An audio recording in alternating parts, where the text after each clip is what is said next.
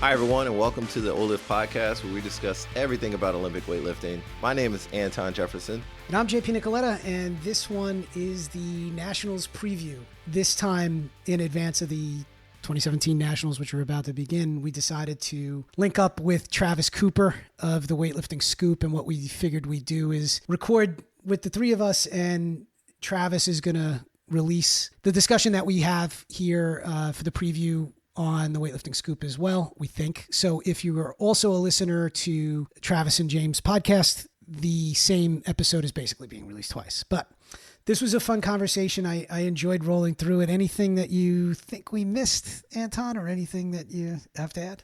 No, we did a thorough comb through of every weight class, and we even, stuck it out for the teams at the end, which is really interesting, and also begs the question of why haven't we done an episode on teams? So hopefully in the future we can. Hopefully everyone enjoys. We will be back with more episodes after Nationals. We hope, or we wish everyone good luck there. And that's it. I guess we'll just roll over to the conversation, and we will be back soon.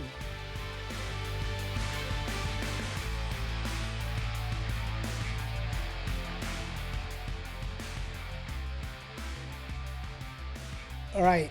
I got Anton and Travis. Travis, before we get started, I do want to ask you, because you are one of two lifters that won out through the last quad. You won Nationals 2013 through 2016, but this year you're not on the start list. Actually, I didn't win 2014. James won in 2014. Yeah. So I won 13, 15, and 16. Yeah. Then 16. So, Did I miss that? I missed that.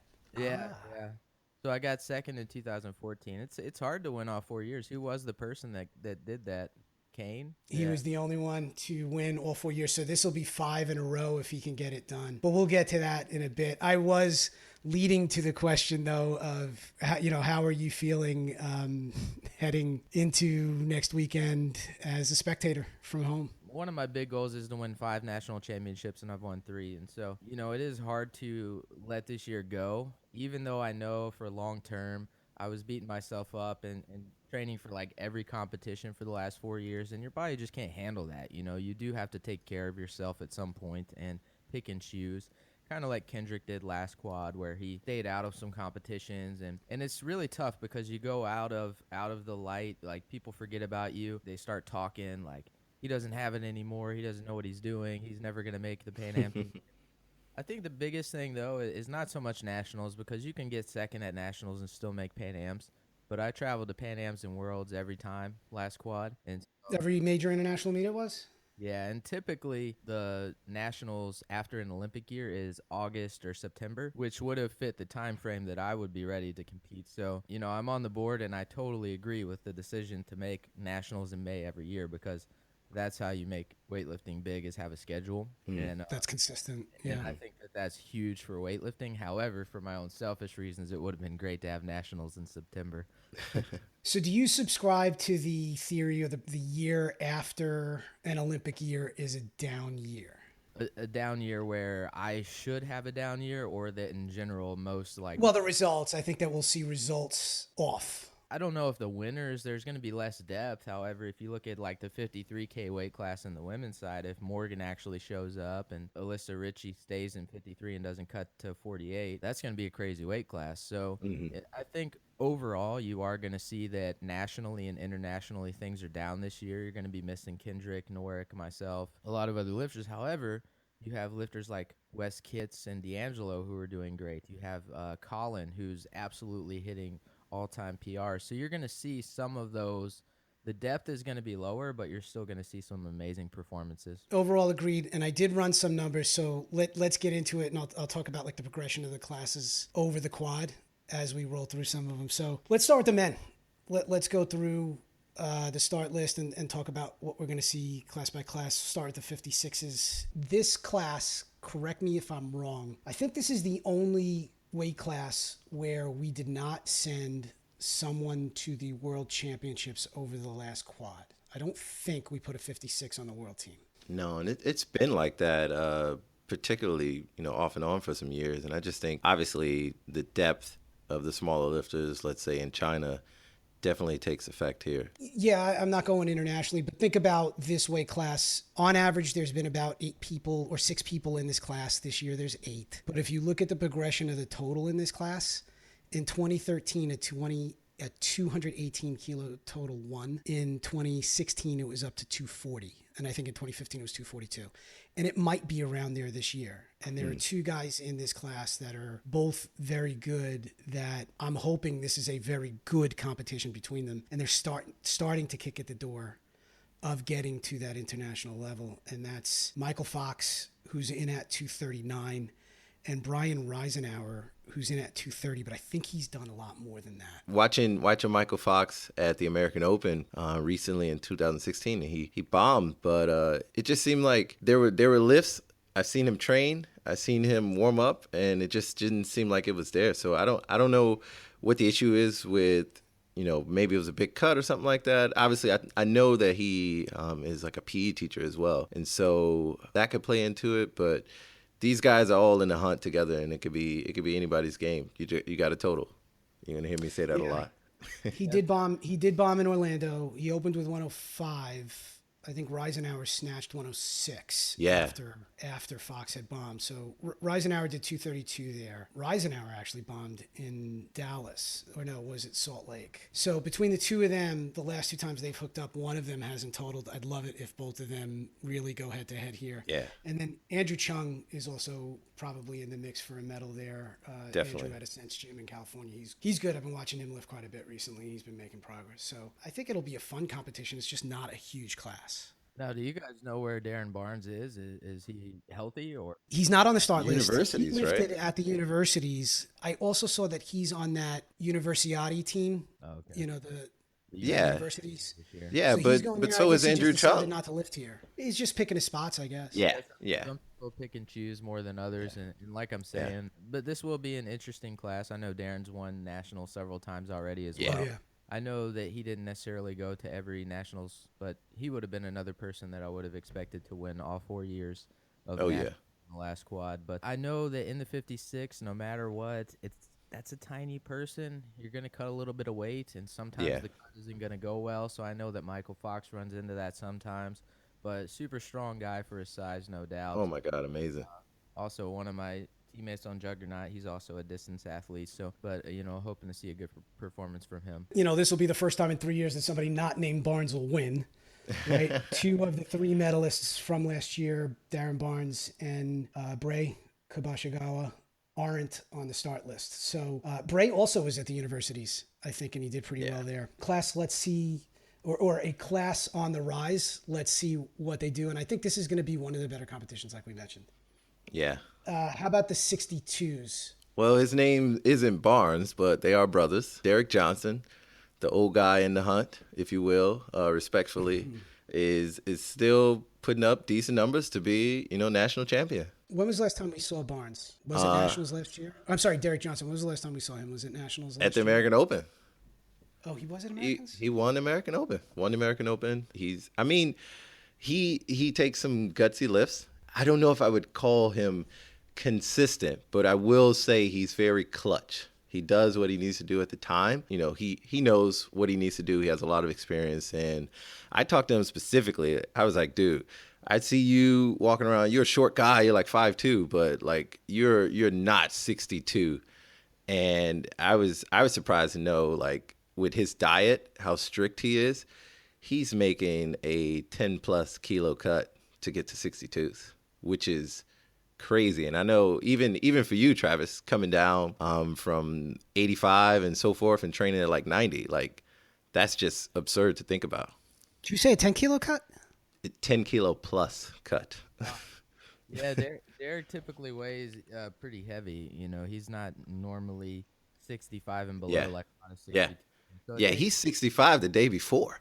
The morning of, he cuts from 65.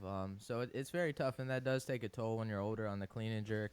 On the snatch, obviously, he is the snatch guy in this weight class. He's going to snatch at least 10 kilos more than anyone else. Yeah.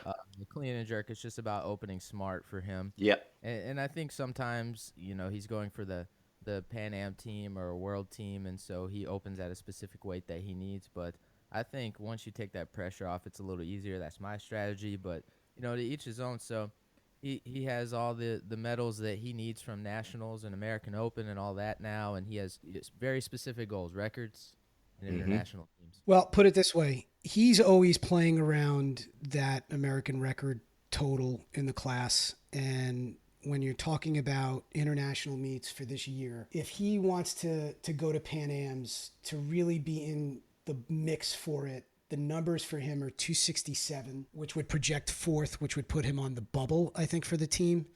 And then to bump up to that next placement is 276. So he's going to need to be at or around his best to get there, which Yeah. is possible when he's in shape. I mean, he's Yeah. always taking cracks at those kind of numbers. So let's see. It's hard at the Pan Am level at the lighter weight classes, specifically 62 and even 69 are very, very competitive. There's people who win medals internationally, and Hmm. so it's tough to make the Pan Am team in those weight classes. Anybody else on the start list here catch your eye? Well, we have Daryl Barnes coming back from a major elbow injury. And I'm sure he's just working his way back into the old numbers. He was somebody who could actually give his brother a run. So He look for him to be better in the quad.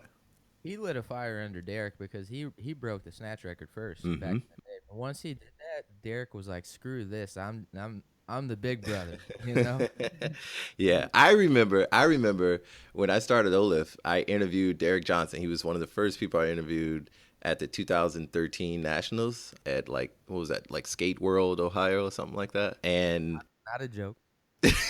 I asked him a question about, I said, what happens when it's Daryl Barnes who you're going, head to head with? And he's like, look, who's ever on the platform, they're not an enemy, but they're a target. So, off the platform, that's my brother. I just love the mindset, that winning mindset. And again, to be with so much vitality in the sport at this time and still putting up great numbers is respectable. Well, Daryl just lifted at the universities. He was in Gainesville. He went 6 for 6. He won the 62s. He went 6 for 6. What did he do? 105, 131, 236 total. So obviously that's not quite in play against Derek, but we'll see. He is making a quick turn into this meet, and I would expect him to be on the medal stand with Johnson. Let's go to 69s.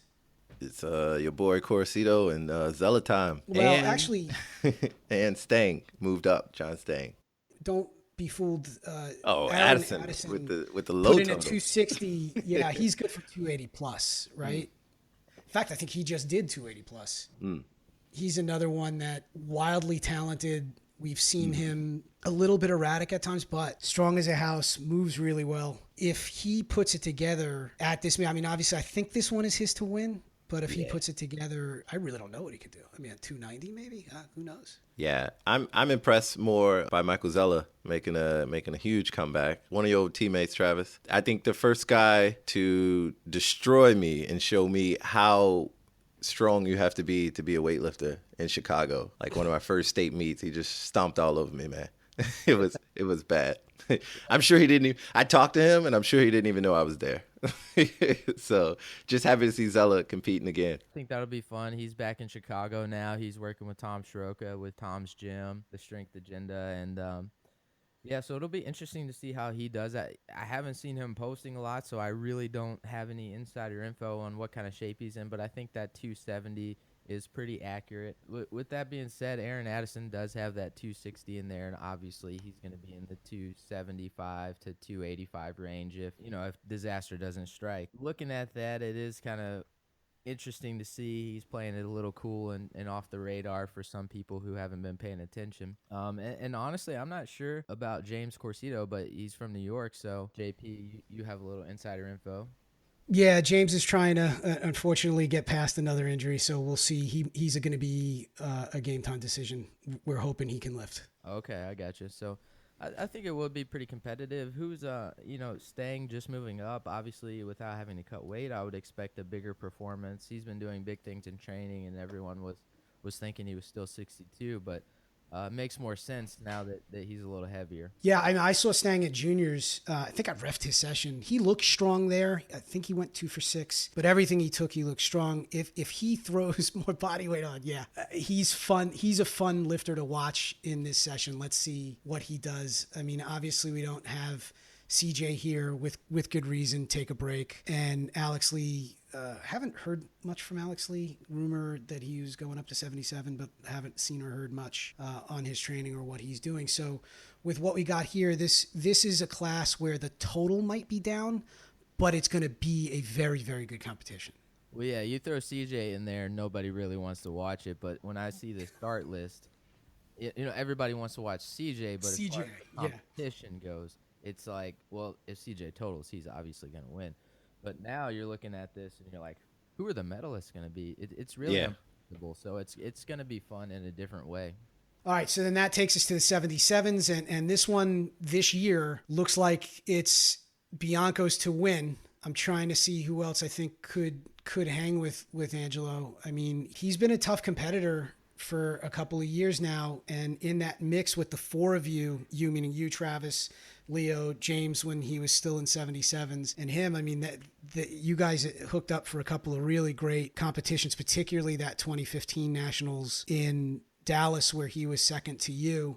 There's always a couple of really tough competitors in this class, and this year it looks like Angelo can really step up and win his first national championship. Were you ever worried at all about him, Travis? I can't control anyone else, so I don't really worry about other people. I worry about myself. Am I ready? Am I ready to do things? Because, you have your own goals, and if you hit the numbers that you want to, then you'll win. That's really all you can focus on. If I hit a 330 and someone beat me, I would still be happy. Or whatever I felt like I was capable of. But he's definitely solid. He's gotten a little more consistent.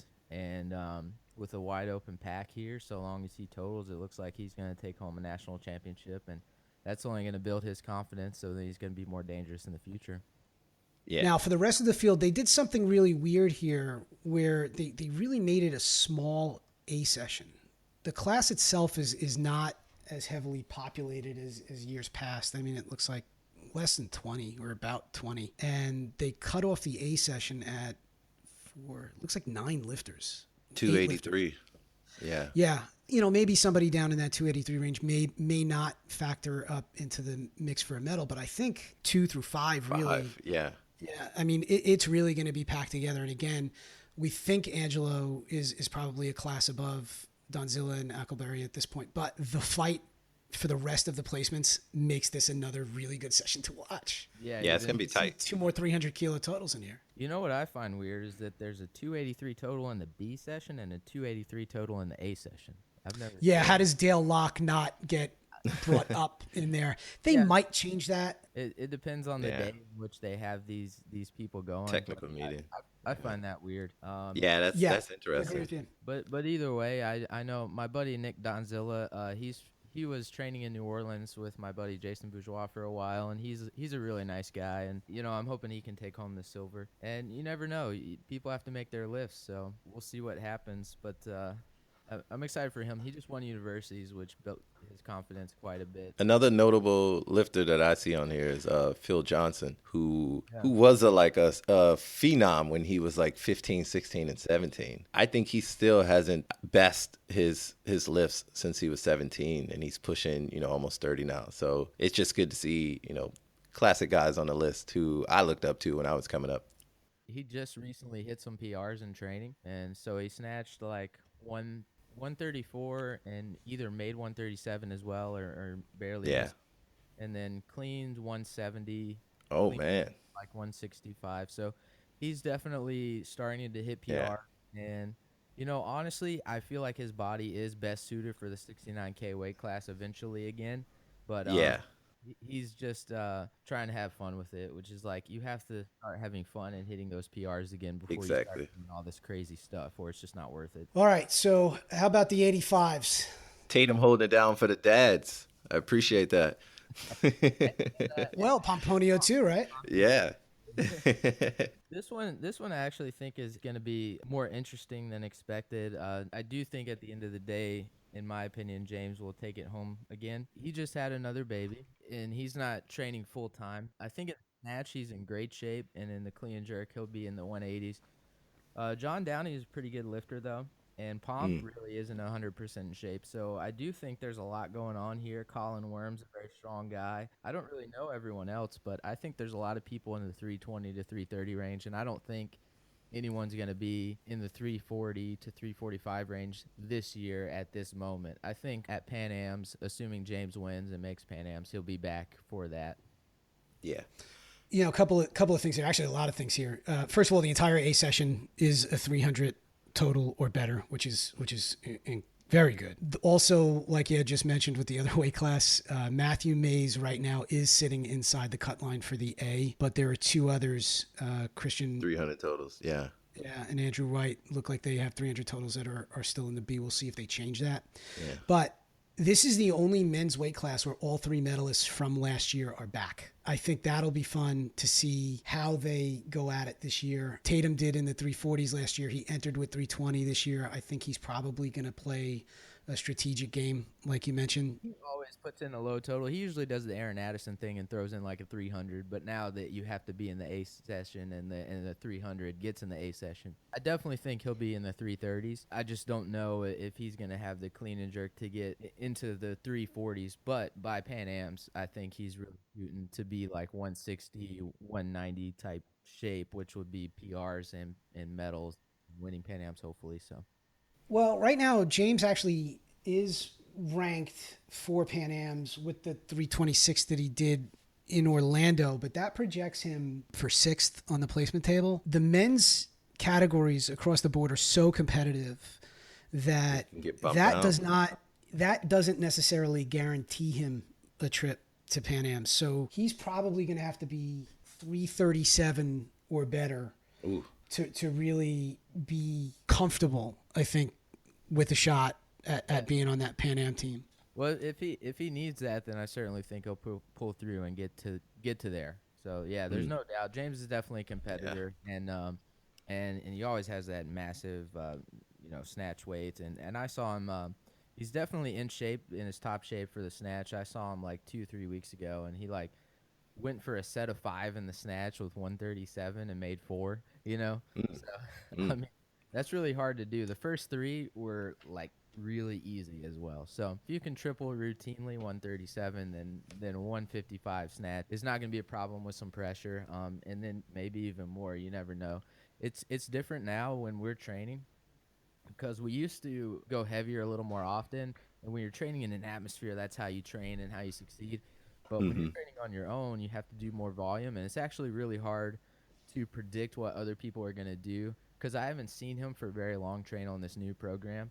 So it's hard for me to predict. I'm not trying to underestimate him. He's my guy, but it's just really hard to predict, even for myself, what I'm capable of right now. The other underlying theme or story, I think, for this weight class is what happened last year, particularly in the A session. Pomponio and Tatum were in the Olympic trial, obviously in the Pan Am / Olympic trial. But that A session, I don't know if you guys remember, 10 of the Red Sea lifters, the Red Sea, 10 of 18 bombed in that group last year. So I wonder if there's going to be any hangover effect. I mean, some of the guys are back. There's a lot of turnover on this start list. It's funny. It's just one of those things that's looming out there. Overall, 14 of 29 lifters from Salt Lake bombed last year. Looking at this start list, one thing too is it's a very light start list for nationals in recent years. The entry total went up 8 kilos. I don't know if that had an effect. Yeah, entry was 289. It seems like a lot of people aren't here. A lot of top lifters aren't here, and it seems like maybe the borderline lifters aren't making the cutoff total. But there's only 18, 19 people in this class this year, and last year there was probably like 60. So I'll tell you exactly what it was. Not big of a nerd. Okay, here, wait. In 2016, last year there were 38. Wow. It felt like 60, but 38. That's still a lot. Fair enough. Especially when you consider the year before there was 17. Now, do you guys know how they're choosing? Like, if 2 people have a 300 total, I don't know. I would figure they would want the A session smaller, but it doesn't seem like that's the logic here.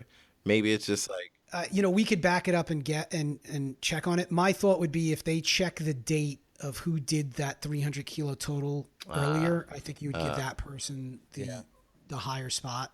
Fair enough. I knew there had to be some logic, and honestly, these are like questions that you would think that I would know being on the board, but we don't talk about That's stuff. what I was gonna say. We should be asking you. Well, that would be my guess. I don't know that it could be alphabetical for all we know. So who made it first, kind of thing. Yeah, that's what I think. Yeah. Pedro, the guy who's running the meets now, who took over for Phil, in that position, he's kind of.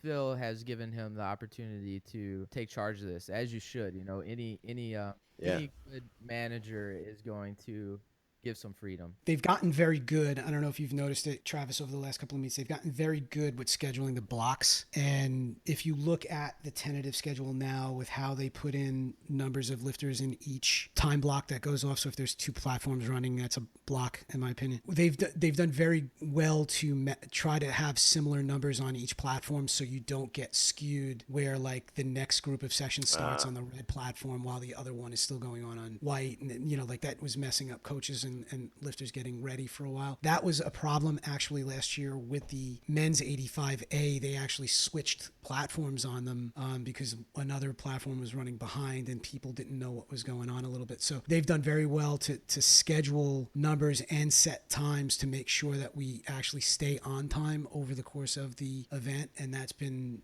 I think, attributable to Phil and recently to Pedro and what they've been doing. Yeah.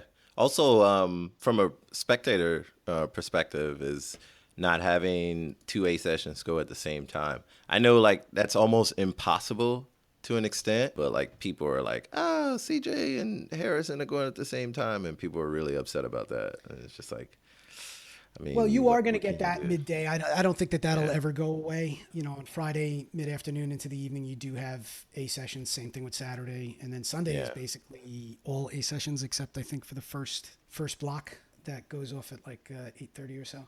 So that's part of the game now. A lot of people were getting upset about that, but I think that's cool, man. As a spectator, now as a coach, if I was coaching both of those guys, that would tick me off. Yeah, and it happens.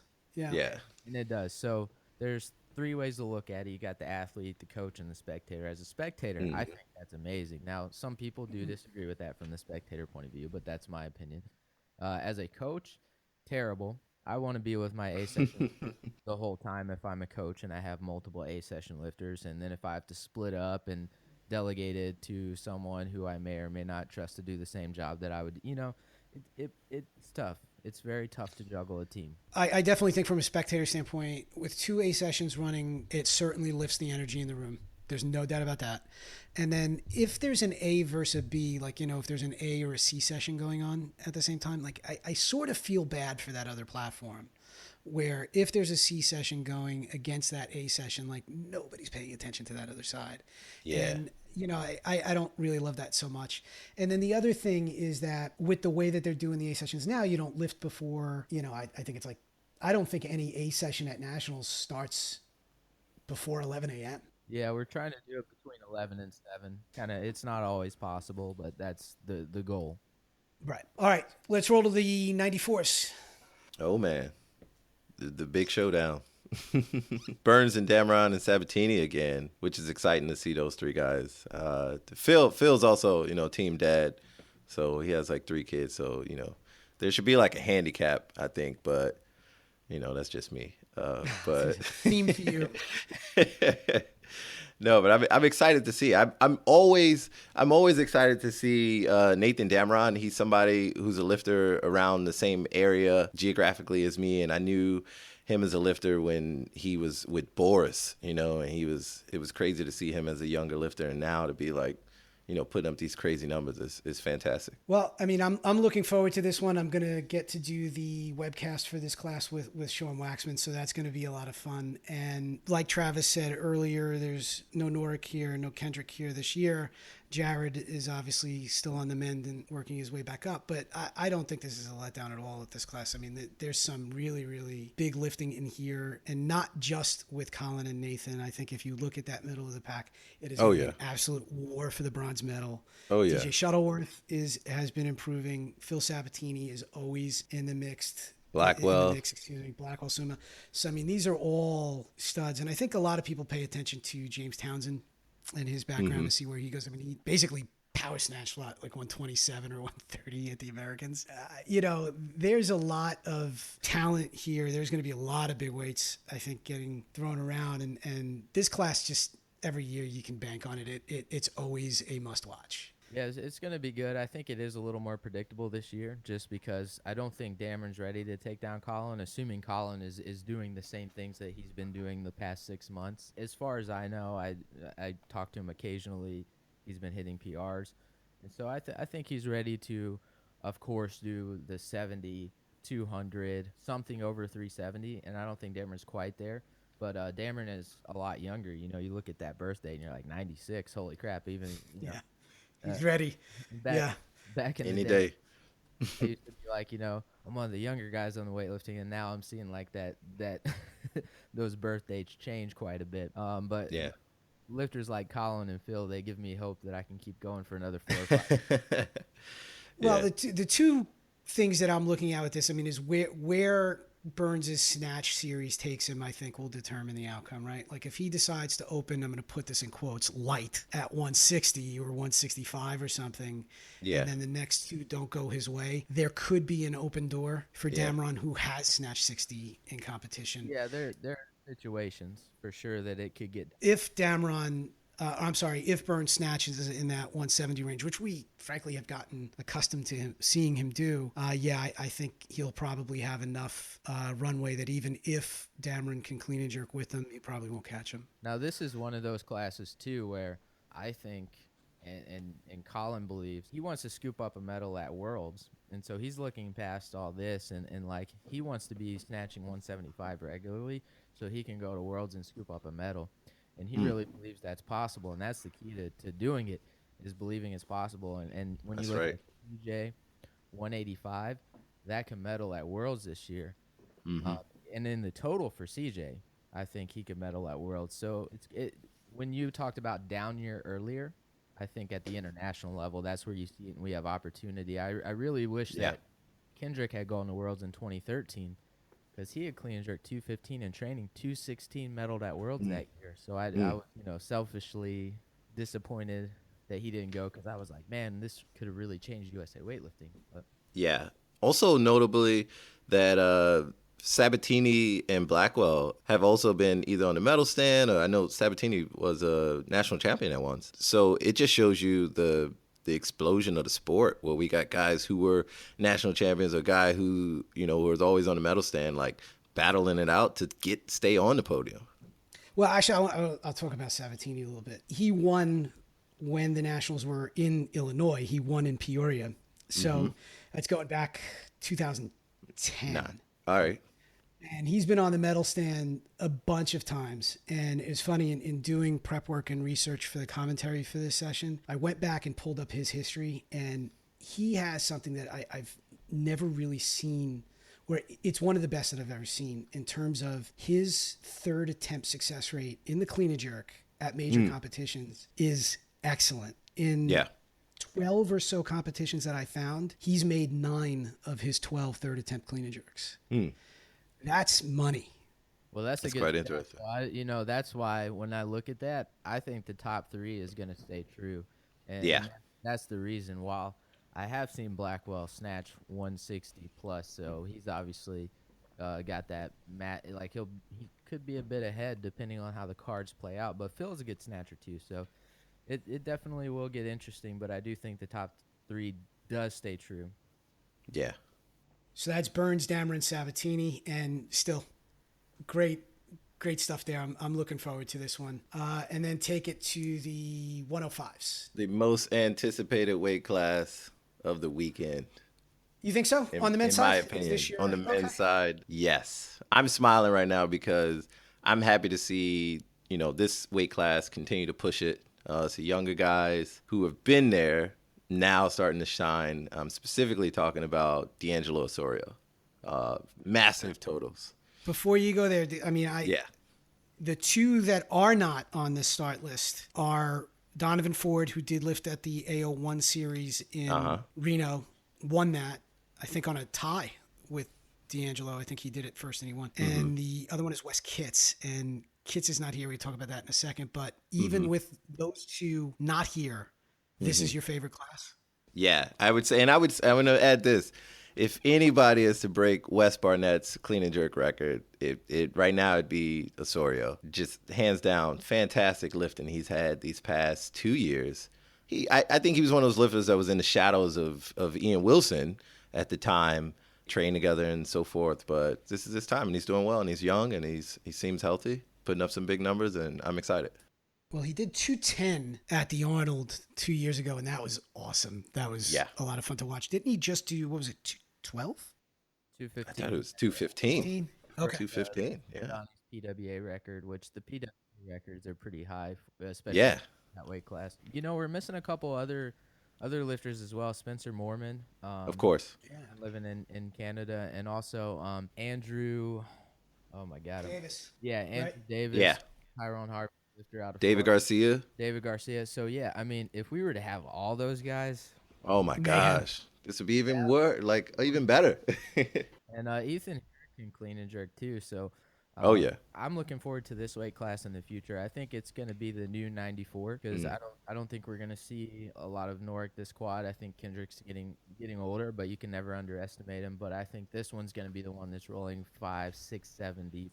Ian Wilson is sort of the wild card here. He is on the start list. He was on the start list last year. I think a late injury kind of crept up him, and he withdrew from 2016, but he was on that start list. Hopefully he does lift here, and it's just – everybody has wanted to see Ian Wilson back for years, and hopefully he's back, but it's sort of a wild card. You have no idea what he's going to do. Yeah, he hasn't been posting a lot. He's been doing like 55, 95, so I don't think he's ready to do like 70 and 210 again, but regardless, I just want him to have a few competitions where he doesn't get hurt. I mean, that's the key. Definitely. Progress if you're injured. Hopefully he's kind of figured out a way to train without getting injured, and you know, Donovan had a great American Open Series 1. I'm surprised that he didn't go. He clean and jerked 206. He's only done that one other time in competition, and it was Pan Am's last year. So yeah, the other thing that's interesting about that is that the ranking list right now has it. Both of them have that same 364 total, but Wes Kitts has the 376 that he did in Orlando. Wes Kitts isn't here because frankly he doesn't need to be. I think he's picking his spots. I think he's a lock for Pan Am's. Well, he got injured. He can't jerk right now, or at least he couldn't as of the last that I had heard through the grapevine. So okay. Now I would assume that he's ready to be back for Pan Am's, and that's like kind of the point of him skipping just to train for Pan Am's. He was on already, even though it's nice to win nationals. We all look towards Pan Am's and Worlds, or at least hopefully that's the goal. But before we leave this weight class, I just want to talk about the honorable mention of Ben Overkamp. Ben Overkamp, yeah. Ben Overkamp. We always got to He's in the A session. He's in the A session. We got to get Ben on here. He's coaching himself twice, by the way. That's fantastic as well. So shout out to Ben Overkamp again. Yeah, he actually won a medal when the Nationals were in Chicago like 10 years ago. Yeah, Ben's been in the game, man, and still putting up 300 plus. He was the first weightlifter to post weightlifting videos on a website. Yes. Yeah. He still has, I think, the most watched videos. It's like Cheryl Hayworth, Kendrick Ferris, Bergner. Like, those are some serious lifts. Yeah. I love them. Yeah. And he doesn't he own a craft brewery? Craft brewery in his basement. He works at like Apple. He's the man. Oh, I'm gonna have to talk to him. I'm a coder and I like craft beer. Yeah, dude. Link up. He's one of the guys that I given that we've both been in the game so long, you would expect that I would know him pretty well, but I've never really talked to him for more than a couple minutes, so I need to reach out more. All right. Well, we will put you two together, I guess. Oh yeah. And I know Ben's listening. All right, let's roll to the plus 105s, the big boys, and interesting name right there, Jason Crystal. What? Yeah.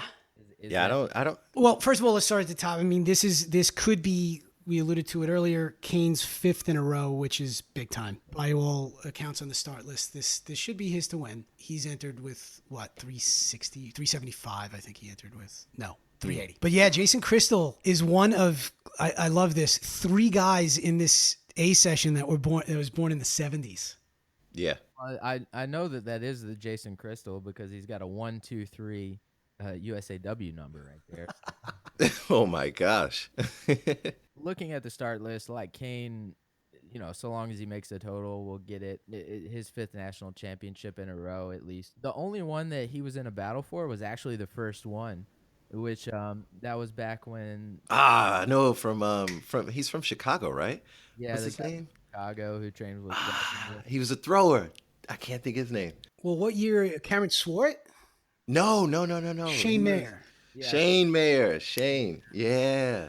who started to have some injuries around that time, and he was always really solid. That was like an extreme battle, and Kane actually came out through that battle. It was really tough. Shane was feeling a little bit of injury, and then Kane had just started to come back, and that really gave him a ton of confidence. I think if you watch any of the old videos of Shane Mayer, you would think that's where like John North kind of got his ambience from. Like Oh, that was he guy was intense? I don't remember. crazy on the platform. He would jump up and down and scream and do like cowboy yants and all that stuff. Fun to Well, I'm watch. looking at some of this now. Mayer was silver 3 years in a row Yeah, to three different guys. yeah. Pat Mendez in 2011, Cameron Swart in 2012, and then Kane in 2013. And Kane hasn't lost since in this class. Did he ever win a national championship? That's got to be heartbreaking if he never won one. Mayer, give me a second. I'll look it up. Yeah, that would be rough because he was at the level where, for all intents and purposes, he was like a Oh shoo-in my gosh. for nationals Yeah. a couple times, and then people would just kind of show up and who you didn't know had been training a lot lately. And From what I could tell, he won an American Open, but never won a Nationals. There are a lot of twos on his history. Oh my gosh. 2012 is, 2012, 2011, 2013. even in 2010, Pat Judge won, and Shane got second. That was when Shane was just coming up. That's crazy because he was like a fantastic. I mean, obviously, it's not like directly transferable, but fantastic thrower at Iowa. Oh, you see that All-American. with big guys a lot. You know? I mean, throwing, that's a natural track that we see quite a bit. Somebody Yeah. coming over from throwing, especially in the bigger weight classes. So that's not shocking. That's just All right. just a quirky, interesting weightlifting thing. Anything else on the men? Anything else in general? I thought I read online that, and I want to say it was Rigsby posted something in observation of the start list, and we were heavily skewed toward women in this. Oh yeah, yeah. Nationals. The female percentage was beyond 50%. Oh yeah, Yeah. a lot more. I find personally, so here in Rhode Island, I have a much easier time convincing women to pick up weightlifting and come and train with me than I do guys. It's crazy. It's so Weird. much easier to find women to coach and train and find training partners lately. I don't know what it is, but I've had a struggle finding like guys who will regularly like show up and come and train, and for whatever reason, I don't know, but women love weightlifting right now. I'm having the same thing out here. I started a barbell club 2 months ago. We have more. Our guys are like older. It's hard to get like some younger guys because out here, rugby is the NFL. Kind of Rugby thing. in Hong Kong? Yeah, yeah, man. Rugby. We host the Rugby Sevens, which is basically like the Super Bowl, and it's crazy. And kids pick it up from like 5, 10, 6, 7 years old, man, like early, and they're busting their heads against each other.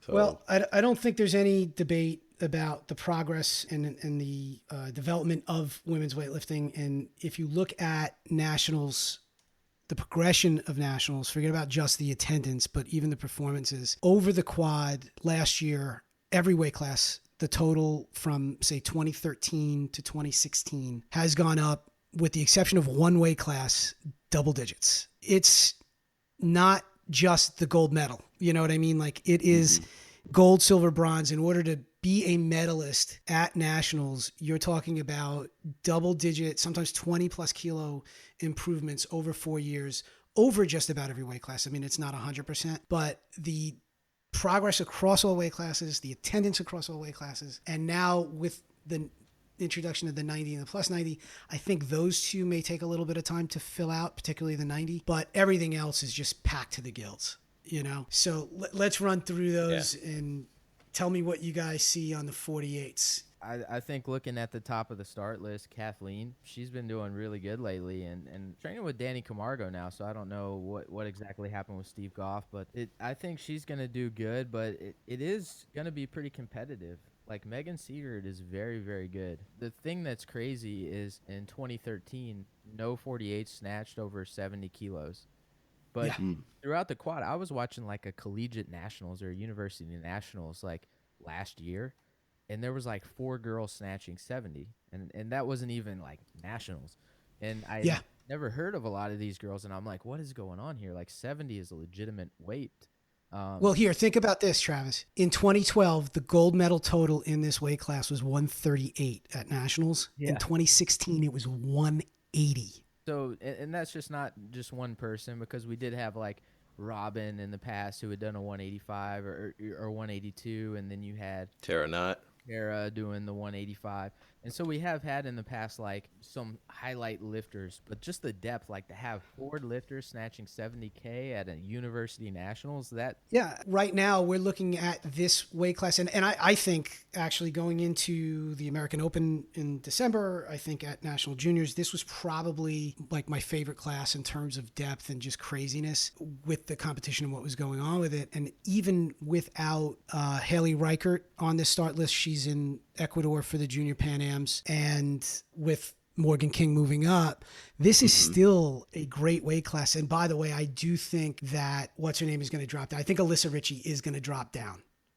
Yeah, it's been a lot of talk of that. I'm happy to see Nicole Lim. She's been one of those smaller lifters who were like fantastic, started, and then it just came of this boom of, after Morgan King, she set a fire for, these younger girls to come through. And, Kathleen Winters has been there, but it's just been tough to be one of the 48s with Seegert and Winters and King and so many others.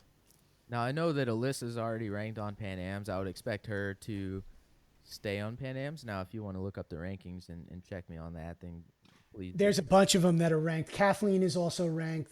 Alyssa's projects right now 3rd, which, I would imagine would hold up. So this is actually a really important competition between Kathleen Winters and Alyssa Ritchie if Ritchie does drop down. If Ritchie doesn't drop down, Winters has to try to get to 178 to rank above her, that's a tall order. I don't know if that's in the cards. Think about Morgan King did 180 and made the Olympics.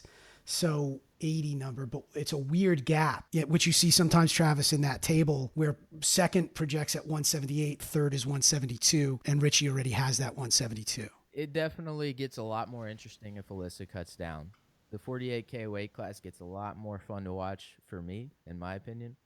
And because Alyssa's one of my teammates on Juggernaut, as well as just the competition there. And her and Kathleen have been going back and forth. I actually think Kathleen has won the past 2 times, but they've been tight competitions. So. Oh, very. I remember in Orlando, Ritchie had the gold medal clean and jerk in her hands. She made the clean. So that'll be a real good dogfight if it comes together. And Megan Seegert's always in the mix. She's had one of the best junior careers of anybody. And this is, I guess, her last few meets still as a junior. She won national juniors, I guess elected not to go to the Junior Pan Am.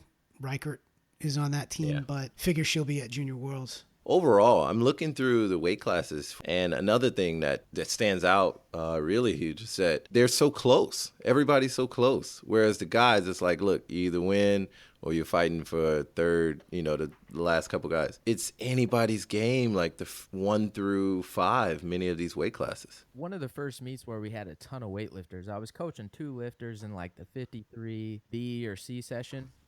And it was a B session. I moved them up like 1 kilo, and it changed the count by 10. Like 10, yeah. Literally. That's normal now. Yeah. It happens all the time now. That's how you make a skilled coach, because think of it, back in the day, if you're coaching Cheryl Hayworth and she's like 30 kilos above everyone, you're just writing tick marks. Nothing changes. It's easy. But when you're in the middle of a pack and a miscount of 1 kilogram makes 10 difference, that's insane. You have to be precise and good. That's how you get good at counting at Worlds in the A, B, and C session and Pan Ams in a tight battle. So let's take it to the 53s. And this one, if you think about, Anton, you said the 105s for you on the men's side. This is the one I think is the must watch on the women's side. A lot of great stuff, but I think this is the killer class. So Definitely. take us through it. Everybody's been waiting to see Morgan King compete since the Olympics. Caitlin Hogan, your girl out at Waxman's Gym, has just been phenomenal, putting up big totals. And Courtney Batchelor is the American record holder in the snatch and has cut down from 58 and been able to put up bigger numbers. It's amazing. This is a great class, and I agree with you. This is definitely the go-to weight class. And then if Alyssa stays here, again, that's only going to add to it. Right. I have no idea if Morgan is A, going to show up, and B, what she's going to show up doing. I couldn't imagine her coming if she's not in shape. And so, wow, that's like 4 or 5 deep right there, and it's hard to predict. Yeah, and you don't even have Jordan Dela Cruz here, who just did a 102 clean and jerk at Junior Pan Ams. So, there's a lot of good stuff here. And as for Morgan King, yeah, she's sort of like the wild card here. She's somebody who took a crack at 103 kilo clean and jerk weighing 48. If she's in shape at full body weight at 53, what can she do? And even if you say, what can she do? Look, we already know that Hogan and Courtney Batchelor are playing around north of 105. So, they could be into, 108, 110 range, right? So quality of that competition it's world class. It is absolutely world class. And I think with Courtney, she's definitely the most capable of snatching closer to 90. And if she has a great snatch day, I think it's hers to lose. But, again, like in some of those weight classes, like we talked about with Colin before, like if she opens the door a little bit, and it's a little more open in this weight class because it's so close, because you're talking about a difference in 2 to 3 kilos, not a difference of like 5 to 10. Yeah, it'll be interesting. The first 3 lifts of each of these lifters is going to be very telling. Yeah. As for the rest of the field, I think it's interesting to see. I mentioned Dela Cruz, obviously, on Junior Pan Am team, so she's not here. There are no juniors in this A session, which I think says something. There are actually 2 masters that made it, which I think is cool. This battle, if all 3 of them are in shape, is just going to be very good television on, Friday afternoon. All right, so we're moving on to the 58s. Lucero at the top. Again, this is a tight spread. I think this is one of those weight classes where it's going to come down to every lift. You never know what shape some of the top lifters are. Lucero's been known to train through some competitions and so forth, but this one's for the Pan Am qualifier, so people got to put up big numbers and continue training. Oddly enough, they left 18 in this A session. Not only is it deep, it's big. You know what I mean? So yeah. It's weird. This is one of, I think, the only A session that they went this large with. And talk about timing and scheduling. They staggered this where on Friday, this session is supposed to start at 7 p.m. And the men's 77A, which is going to go against it, is starting at 8 p.m. Because the 77 is literally half the size. You have 18 deep, and what's the spread? You got 6 girls between 185 and 190. Yeah, 171 to 200 is the total spread. All right, now 63s. If you go over to that class, looks like Mary Peck's not on the start list. I think she lifted at the AO1. Yeah, I thought she was, and then it's updated, and she's gone. My vote is it's rolling over. It's tight again. Look at the spread here from first to what is that to 191, 2, 3, 4, 5, 6, 7. Yeah, you got 190 on the start list from 190 to 196 on the top, like 7 lifters. 6 kilos. Come on. Yeah. So no Mary Peck, no Cecily Bask, but still this competition I think is going to be a war. This is good. Yeah. I think that makes it thing. And Jordan Wykers, I'm not sure what she's going to be capable of this weekend, but man, massively strong. Kristen Pope, she's become a phenomenal snatcher. She snatched 91, I believe, at the Arnold. Arnold, yeah, she looked good. Helping count for her there, and that was fun to watch. She really had a breakout meet in the snatch, at least in my opinion. And but yeah, totally unpredictable at this point. I'm not even going to begin to guess who's going to get first, second, third here. Me neither. I don't want any part of it. I will guess the next one. All right, 69s, obviously. some lifter named Maddie. But I will say before we move on to 69s is that the 63s have a C session. There are no C sessions in the men's. None of the men's weight classes have a C session. Just emphasizing how the women are doing it here. And all of the totals have increased. Double digits, right? Day session.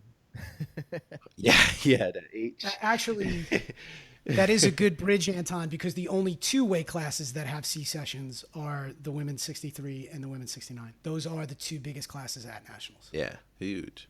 So yeah, Maddie Rogers with a 220, a casual 225. You know, you got a total, but the rest of the pack is still tight. Other than Hunter with the 210, there is another tight spread. I mean, 10 kilos from like 3rd to 9th, 10th. So anybody's game. Erin Andika on the list, Erin Wallace, and she's kind of back. That's what I thought that was. Okay, that makes sense now. And so Yeah, she lifted at the Americans. Yeah, she did lift at the Americans, so it'll be interesting. She was kind of deciding if she wanted to try to make the Pan Am team or not, and she's been living in Colombia, actually married Carlos Andika of the Colombian team. So that's kind of someone that's a wild card there because she has snatched 100 before, and I just have no idea how seriously she's taking training and if she really is pushing to make the Pan Am team. Yeah, so she's on the start list with 203.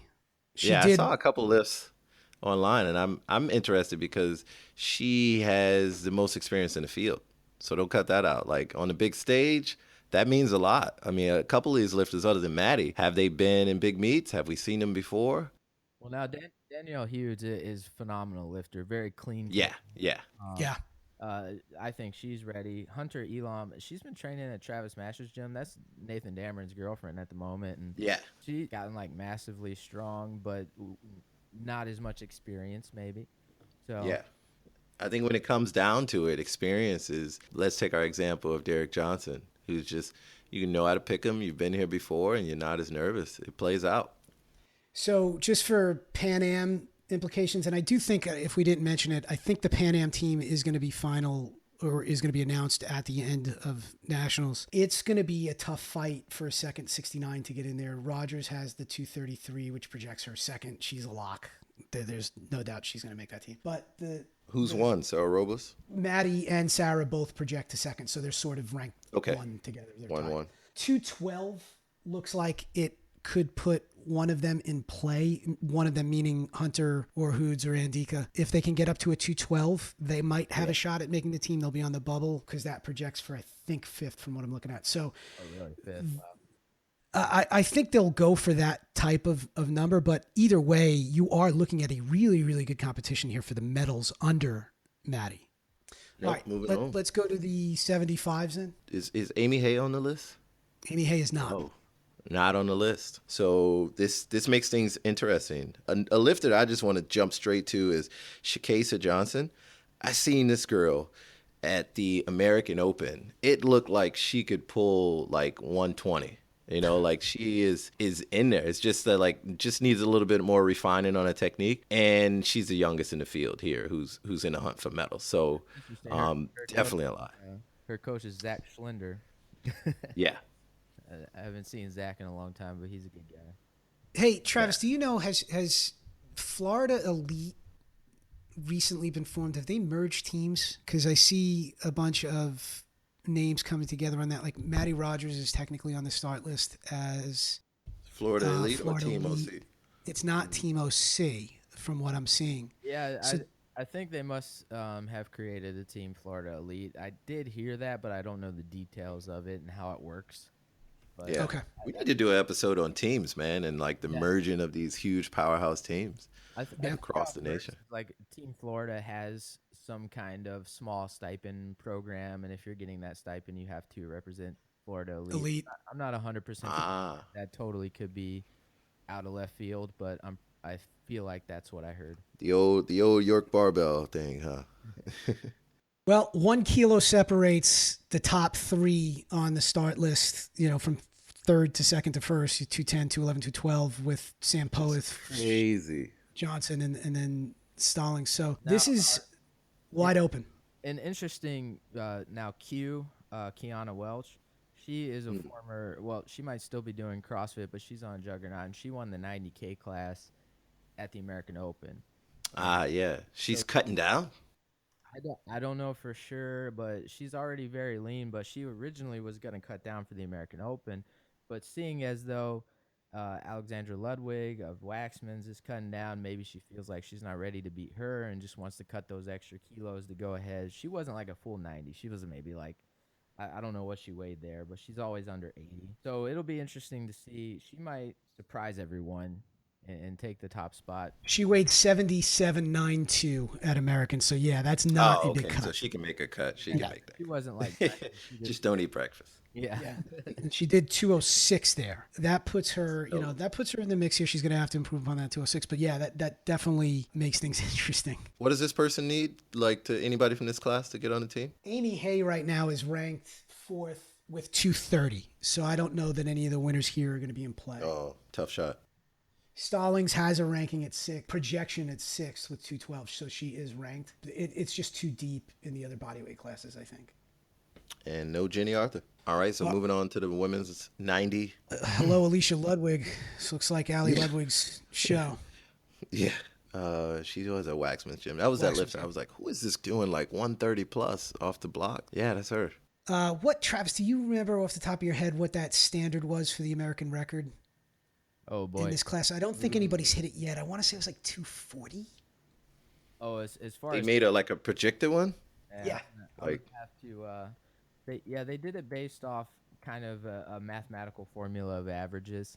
Actually, the Okay. person who had done the most within the weight class previously was Emmy Vargas, but yeah. ended up making. That would have been a perfect weight class for her. Yeah, sure.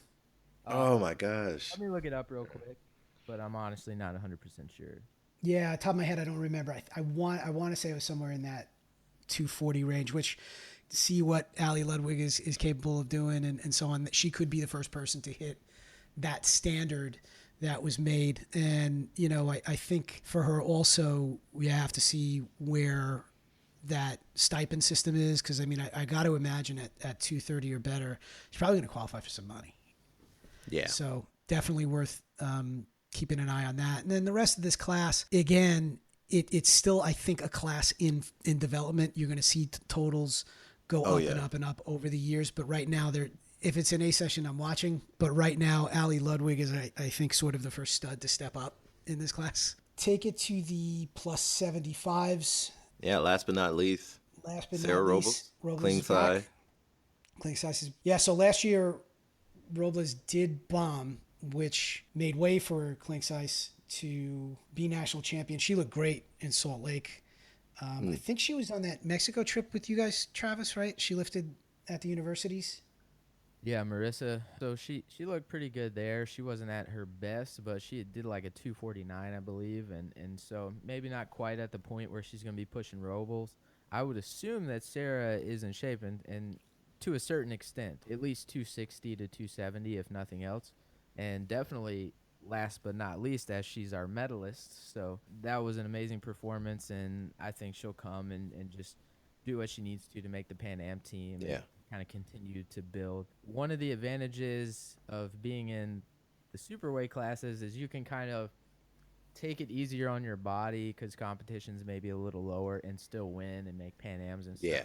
Whereas, man, for me, it's like a process. There's a lot that goes into it. And so Sarah will probably hit it in the 270 range, make Pan Ams, and then kind of build on up into Worlds. Well, she's already set for Pan Ams because of, or from the total that she put in Reno. But of all the Olympians, last year, and there's reasons for this, of course, but she's the only Olympian who did not win a senior nationals over the last quad. Last year she could have won it, but because of the day that she had it, it didn't happen. But I think she probably wants to win this, Yeah. Be the first time in I think 4 or 5 years that she'll have had it. So her result from 2013 was struck, right? She won in Ohio back in 2013, but I think that one was DQ'd out. So there is probably some sentiment for her to win this, and it's her field. I think it's a little bit more pressure on her. If I was Marissa, I'm the younger lifter. I'm gonna play that up. Like I don't know. I'm more strategic, and I sit close to you in the back, and just make sure that I'm close as I can in the lifts. I mean, obviously, if she did her best, she would blow everybody out of the water. But from 2016, she didn't. Yeah, you never know. You never know. So I do think, like Travis is saying there, that there's a shelf. If Sarah, she's a cut above Yeah, Marissa, probably. definitely, But then definitely. right below Marissa, I think you do have a very good three-way fight set up for that bronze medal between Malinowski, Frost, and Vu. Hopefully, there could be some excitement there. This pretty small class. I think there's like 8 of Yeah. them. Yeah, Right? I think that for Marissa, is this a first qualifier for Worlds? Either way, I think this is a good opportunity for Marissa to go ahead and get on the World team and probably the Pan Am team. And so she probably will be pushing for some pretty big numbers just to secure a spot so the pressure's off later in the year and she can just focus on doing well at Worlds. And I think that there's a good opportunity. It's definitely got to be motivating to other female supers leading up to the next quad. Like Sarah did it. It's possible in that weight class. Not only is it possible for an American woman, not only is Yeah. it possible, but in the super weight class. So let's wrap this up. We could do really quick. I'll run through the teams, and Travis, I know you're going to be jaded with who you think, but we'll do it anyway. I didn't even think about teams. On the women's side, there are 8 teams entered: Juggernaut, Florida Elite, East Coast Gold, Mesh Mafia, Cal Strength, Catalyst, Power and Grace, and Coffees. You want to take a guess based on the start list position who the projected winner would be? Well, a lot of it would depend on, is Alyssa cutting down or not, because then you're going to be doubling up in the 53s. But assuming that Alyssa bumps down and Alyssa and Courtney hold down the fort and win, I think it's going to be hard to knock Juggernaut off. Although Florida Elite does have some of those heavier weight classes with Taylor Stallings and Maddie Rogers, of course. Very good, Travis. And I think your assessment there is exactly right. Florida Elite, if you take their top 6, right, because only top 6 score, they, based on their start list, and obviously things are going to change based on performances, I know, they're looking at about 125, 127 points. But if Alyssa Ritchie drops down and wins and Courtney can hang on to win in that 53, Juggernaut put together north of 140 points with their top 6. So they are the ones that I would look at in that order. On the men's side, totally different game, but here there's 2 less teams: Juggernaut, Florida Elite, East Coast Gold, Mesh Mafia, Cal Strength, and Texas Barbell. Yeah, that was close. I would guess. Any guesses there? I should have had this beforehand. I didn't even think about teams. Now, you got James lifting for East Coast Gold now and Phil Sabatini. Yeah. As among everyone else. But again, it's like early on, we got to see how Michael Fox plays out. If he ends out winning, then that is some points. Like, we did not do good at it as a team at the American Open. We almost all bombed out. I had never bombed out, and I bombed out, and so did like majority of the rest of the team except for Colin. So I think hopefully everyone's going to be ready to redeem themselves, and we'll see how Fox does it first. I would guess East Coast Gold has got the edge on the start list. Wait, before you go, Okay. I want to go. I'm going to make a top 3: East Coast Gold, Mash Mafia, and then Juggernaut right now. Without looking at stuff, that's pretty good. Juggernaut has 2 guys that are projected to win, obviously, or that could win based on the projection. The Fox in the 56s is up for grabs. I think that'll be a good competition, but he is projected to win, and then so is Burns, right? So that's 28 points between the 2 of them there. The East Coast Gold team, the Mash Mafia team doesn't have anybody projected to win necessarily, But they got a lot of points in there. but they have nobody on their team nobody in their Not scorers score. are worse than 5th. You know what I mean? So there's a ton of points there. Yeah. I added it up, was that if you took the top 6, Mash Mafia and East Coast Gold both had 137, Juggernaut 124. So that can go any direction. Your 1, 2, 3 there, Anton, could mix up any which way. Yeah, because also Interesting. depending on when you think of just Juggernaut versus East Coast Gold, you look at the 85. Yeah. Because with James lifting for East Coast Gold now, that switches a little bit because the winner gets 3 extra points, which can play a good bit. Exactly. So the men's competition, I think, is just terrific. I think it's a very cool side story to watch over the course of the weekend. How long does it take to switch to a team? Like if I'm switching teams, I think because you have to know a certain amount of time out, right? Yeah, it depends on how you're switching teams. If Yeah. your team is willing to release you, if not, Release you have you, to wait yeah. a certain amount of time. It gets a little tricky. So if you're So it's similar to redshirting, like in college. Your it, coach can screw you if he doesn't want to release you. if you're unattached, it's pretty easy to switch teams, and you can do it up until signups are over. If you're on a team and you don't get a release, you have to be unattached for 4 months. But there is a form where if you want to do a transfer, the coach of the team that you're leaving can sign off on you joining another team without that 4 month hold period. Yeah, yeah. So immediate, it can be immediate almost. It can, but the coach that you're leaving has to sign off on it. We need to do an episode on teams. Get Leo Totten on here, man, and just talk about it. It is a whole other Seriously. thing. It is tough. Yeah. Because you do have some teams that train together and some teams that the coach coaches from a distance, and they're both Exactly. doing. And then you have some teams that they're not Like for example, Mash Mafia has 77 people on their team. I doubt that 77 of those guys are training at the compound, just like the rest of these teams. Yeah, I do think that the 6 that are going to score points probably are, but Yes. it maybe with the exception of Stang lives there now actually, so Yeah. Yeah. yeah, I think there's 6 point scores, but yeah, obviously all 77 of those people are not on living there, so it is interesting, and It is. And then you have the thing like you're talking about with Florida Elite, or even East Coast Gold is sort of the same thing where it's like a syndicate. It's multiple groups, multiple gyms. around the certain areas. 252 people on that team. Now, 252 East Coast Gold. back in the day, Derek Johnson lived for East Coast Gold, so if he was still on East Coast Gold, this would probably be a little bit easier to predict. But Yeah. but he was on Texas Barbell. Texas, yeah. What weight classes are you guys? I think we had decided the 53K weight class on the women's side. And for me, I think the 85K weight class is going to be the one that I look to. I think it's just I have a bias towards 77 and 85 because that's where I compete. But Understood. Yeah. 105 will definitely be interesting. So. Nationals are May 11th through the 14th 11th through the in 14th. Chicago. I'm looking forward to it. I'm going to be there the whole time. I'm going to be putting out with commentary on the webcast. 2 doctors are going to be picking up a bunch. I have Sean Waxman going to do some with Andrew Chung. I think Phil Andrews is going to jump on for a few sessions. So hopefully it'll be fun for everyone to watch the lifting. Hopefully we add some color and some fun to the commentary. And I love doing that. So I'm looking forward to that. And I'm just looking forward to 3 great days of weightlifting. Travis, we're sorry not to see you there, but we'll be thinking of you watching it at home. Yeah, hopefully in September. Thanks for having me on, guys. It was a lot of fun, and have a good time in Chicago.